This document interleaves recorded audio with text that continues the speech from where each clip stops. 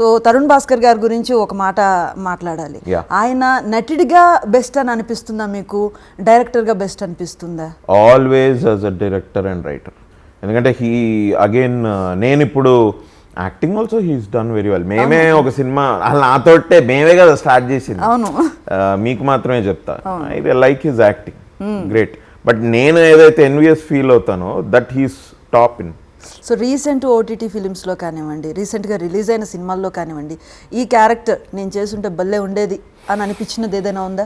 దురాందర్ చూసా. దురాందర్లో అక్షయ్ ఖన్నా మరీ ఎక్కువైపోద్దేమో. లేదు, ఆశపడ్డంలో తప్పు లేదు, ఆశ చాలా గట్టిగానే పడాలి. లేదు, so I really like that film. అది ఆల్మోస్ట్ రిలీజ్ అయిన 2 weeks తర్వాత చూసాను నేను. అబ్బా అసలు భలే పర్ఫార్మెన్స్ అక్షయ్ ఖన్నాది మాత్రం. ఐ థింక్ లైఫ్ టైంలో మళ్ళీ ఆయనకి ఇంత స్ట్రాంగ్ క్యారెక్టర్ దొరుకుతుందా, దొరకాలి. I hope he does many more. But amazing character. ఇండస్ట్రీలోకి వచ్చిన వాళ్ళకి వెంటనే ఇట్లా సక్సెస్ రావటం అనేది కష్టం. మిగతా దాంట్లో అయితే 1 month శాలరీ వర్క్ చేస్తే శాలరీ వస్తుంది, గుర్తింపు కూడా వస్తే రావచ్చు వాళ్ళ డెడికేషన్ బట్టి. కానీ ఇండస్ట్రీలో అలా కాదు. అప్కమింగ్ ఆర్టిస్టులకి, స్ట్రగుల్ అవుతున్న వారికి మీరు చెప్పే సజెషన్ ఏంటి?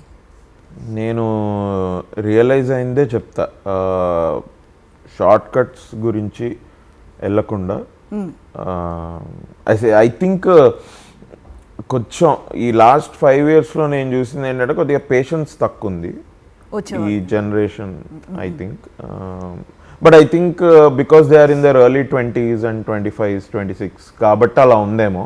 మేబీ వాళ్ళు కూడా కొద్దిగా ఒక 1 year 2 years దాటితే ఇంకా వాళ్ళకు కూడా అర్థమవుతుందేమో. మేబీ లైఫ్ టీచర్స్ ఎవ్రీవన్ అంటారు కదా, జీవితం అందరికి నేర్పిస్తున్నాను, మరి అందుకనేమో. బట్ ఐ ఫీల్ పేషెన్స్ అయితే ఉండాలి 100%. Patience and consistency and hard work definitely అది ఉంటే. అండ్ యూజువలీ ఇండస్ట్రీలో అనుకునేది ఏంటంటే, అంటే బయట నుంచి చూసినప్పుడు ఎవరైనా పెద్ద స్టార్ కొడుకైతే అడ్వాంటేజ్ ఉంటుంది అనుకుంటారు. మనకు ప్రొడ్యూసర్ ఎవరైనా డబ్బులు పెట్టేవాడు ఉంటే మనం అయిపోవచ్చు. అంటే ఐదర్ పవర్ ఆర్ మనీ చాలా విరివిగా కనపడుతుంది కూడా.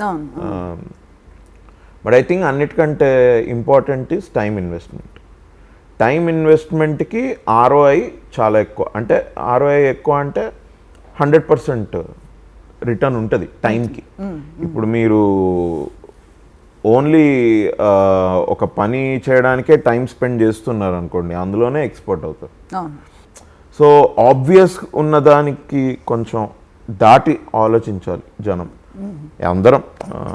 Especially anybody who wants to come in to the industry.